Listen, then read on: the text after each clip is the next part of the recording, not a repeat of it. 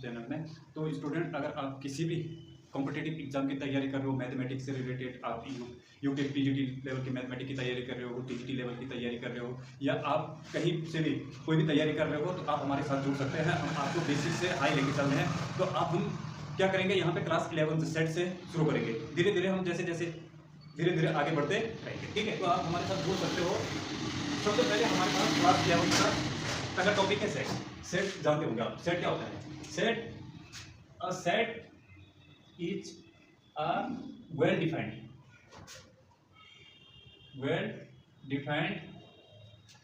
होना चाहिए कलेक्शन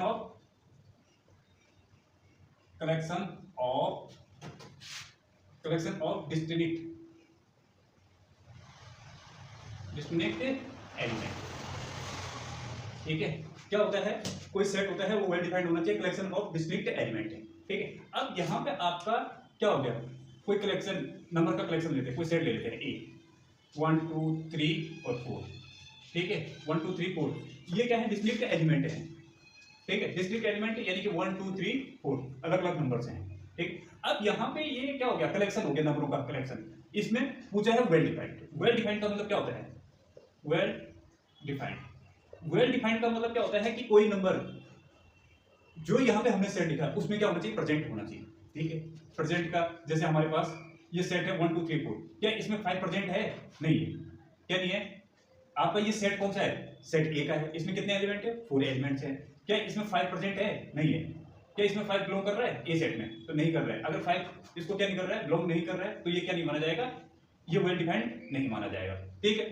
जैसे हम वोवेल्स का सेट ले लेते हैं, वोवेल्स का ए ई आई ओ और यू, ठीक है। तो यहाँ पे क्या है? ये तो वेल डिफाइंड होगा, ठीक है। कोई नेचुरल नंबर का ले लिया हमने, नेचुरल नंबर का 1 2 3 4 इंफिनिटी, ठीक है। अब आगे आता है यहाँ पे, अगर वेल डिफाइंड, जैसे हमने वेल डिफाइंड में क्या है? Beautiful flowers.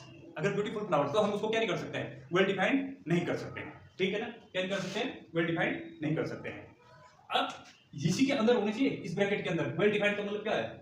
इसके एलिमेंट ऑफ क्या है यहाँ पे? एलिमेंट ऑफ द सेट, इस अंदर क्या होना चाहिए? प्रेजेंट होनी चाहिए। अब हम रिप्रेजेंटेशन ऑफ सेट को हम टू टाइप से रिप्रेजेंटेशन कर सकते हैं। कितने टाइप से? 2 टाइप से। पहला है सेट, इसको रोस्टर, सबसे पहले रोस्टर या टेबुलर फॉर्म, ठीक है। सेकंड है आपका सेट बिल्डर। क्या? पहला रोस्टर एंड टेबुलर फॉर्म या set builder form. Roster form में क्या है? जैसे आपके पास कोई सेट है 2 4 6 और 8, ठीक है। तो क्या होना चाहिए? जो भी हमने ये ब्रैकेट लगा रखा है, इसी के अंदर वो नंबर क्या होने चाहिए? प्रेजेंट होने चाहिए, रोस्टर फॉर्म में, ठीक है। और सेकंड क्या है? Set builder. सेट बिल्डर में क्या होना चाहिए? जब हम उनको एक स्पेसिफिक रूप में लिखें, स्पेसिफिक रूप में, जैसे आपके पास कोई नंबर्स है, सेट ऑफ नेचुरल नंबर्स। क्या हमने सेट ऑफ नेचुरल नंबर्स में क्या ले लिया? नेचुरल नंबर का सेट क्या होता है? 1 2 3 4 5 6 है, ठीक है। तो हम क्या कर सकते हैं? X such that natural number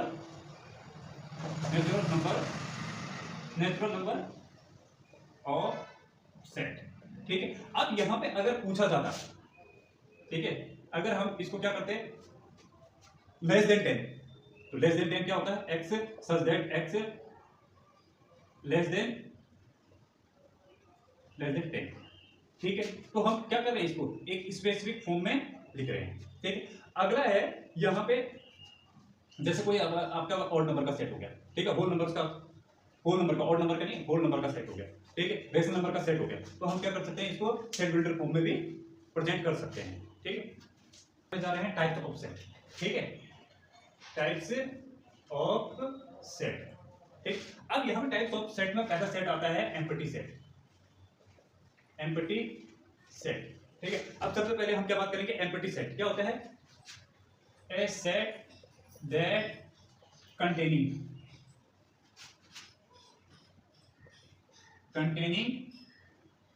क्या है?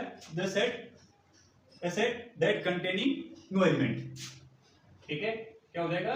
नो एलिमेंट, यानी कि अगर उस सेट में क्या नहीं होना चाहिए? कोई भी कोई भी क्या नहीं होता, एलिमेंट कंटेन नहीं करना चाहिए। ठीक है, अब यहाँ पे हमने इसको टू टाइप से हम क्या कर सकते हैं, डिनोटेट कर सकते हैं, एक 5 से और एक ये वाले ब्रैकेट से। ठीक है, अब यहाँ पे एक चीज देखना, एक एग्जांपल दे रहा हूँ, natural number of less than, ठीक है, लेस देन 0। ठीक, तो इसको क्या करेंगे, यहाँ पे a x such that x belong to natural number. ठीक है, तो यहाँ पे क्या होगा, ए ये क्या हो जाएगा 5, क्योंकि यहाँ पे कोई भी नंबर क्या नहीं करेगा, एग्जिस्ट नहीं करेगा। अगला आता है सिंगलटन सेट। सेकंड क्या आता है, सिंगलटन सेट। सिंगलटन सेट का मतलब क्या होगा, सिंगलटन सेट में हमेशा उसको यूनिट, इसको क्या कहते हैं, यूनिट सेट भी कहते हैं। ठीक है, इसको क्या कहते हैं, यूनिट। तो क्या होगा यहाँ पे, यूनिट सेट भी कहते हैं। और क्या होगा, a set containing actually a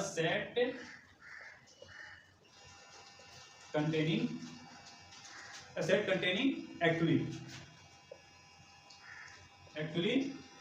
one element, ठीक है, one element exist। ठीक है, सिर्फ वन एलिमेंट क्या होना चाहिए, एग्जिस्ट होना चाहिए। एग्जिस्ट का मतलब ये कह सकते हैं वन एलिमेंट कंटेन होना चाहिए। क्या कह सकते हैं, वन एलिमेंट कंटेन होना चाहिए। जैसे यहाँ पे हमने सेट ए में ले लिया ये 5, ठीक है, ये क्या हो जाएगा 5। अगला आता है यहाँ पे थर्ड में इंफिनिटी। थर्ड में होगा आपका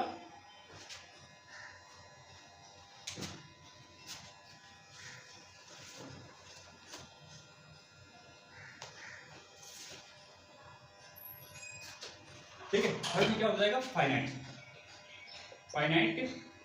सेट। ठीक है, अगला क्या हो जाएगा, finite set, a set containing, तो ये क्या हो जाएगा, अ सेट कंटेनिंग क्या हो जाएगा, unlimited number of, A limited number of elements. ठीक है, लिमिटेड नंबर ऑफ एलिमेंट। जैसे आपका क्या हो जाएगा, जैसे हमने कोई सेट ले लिया 2 4 6 8 और 10। ठीक है, तो इसमें कितने हैं एलिमेंट, कितने हो गए 5, टोटल कितना हो गया 5। तो 5 क्या होना चाहिए, यहाँ पे लिमिटेड होना चाहिए। अब इसके बाद अगला आता है, अगला क्या आता है,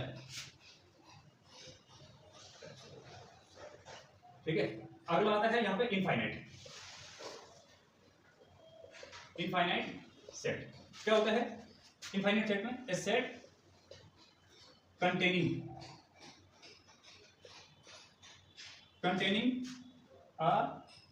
इसको कह सकते हैं लिमिटेड या अनलिमिटेड भी कह सकते हैं इसको, या इन्फिनिटी कह सकते हैं,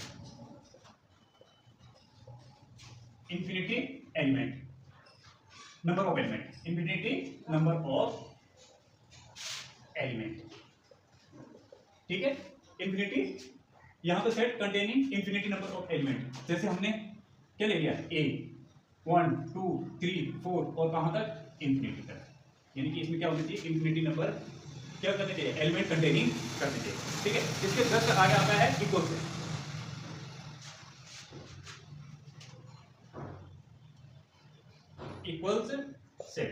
ठीक है, अब इक्वल सेट क्या हो सकता है, जैसे हमारे पास आपका क्या हो गया, इक्वल सेट क्या हो गया, set are 2 equal element contain क्या होना चाहिए, सेट ए और सेट बी में। ठीक है, set containing set A and set B. ठीक है, क्या होनी चाहिए, कंटेनिंग होनी चाहिए सेट ए और सेट बी में। ठीक है, जैसे आपके पास यहाँ पे 1 2 3, ठीक है, और बी में भी क्या होना चाहिए 3 2 1। तो यानी कि इसमें क्या हो रहा है, इक्वल सेट, ए बराबर क्या हो जाएगा बी। ठीक है, एक क्या हो जाएगा बी। ठीक है, अगला आता है यहाँ पे इक्विवेलेंट।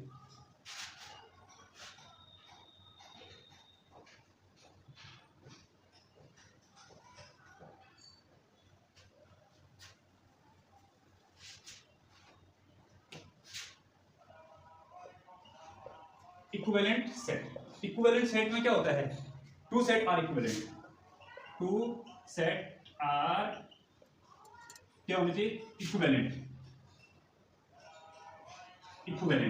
ठीक है, टू सेट क्या होना चाहिए, इक्विवेलेंट होना चाहिए, they have same element, they have same element, उनमें क्या होनी चाहिए, एलिमेंट भी सेम होनी चाहिए। ठीक है, जैसे आपका ए बी सी, ठीक है, आपने क्या ले लिया ए बी सी, तो यहाँ पे भी क्या होना चाहिए, ये ए का है और ये बी का हो जाएगा, ए बी सी।